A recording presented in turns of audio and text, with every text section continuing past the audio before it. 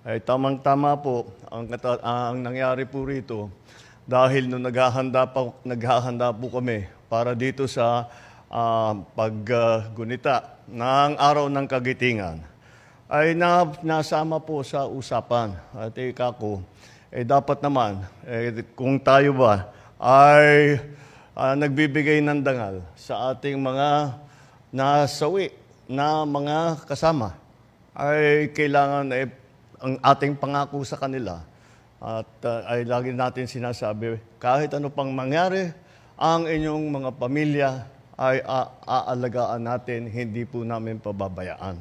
Sabi nila sa akin, masyado kasi mahaba ang proseso, mahaba ang komplikado, mga documentary requirements at kung ano-ano.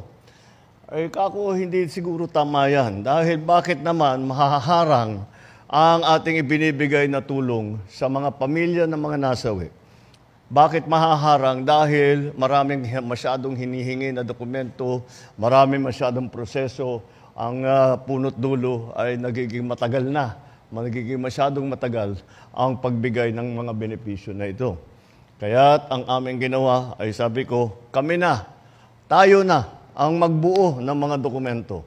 Tayo na ang mag-ayos ng kanilang mga pangangailangan.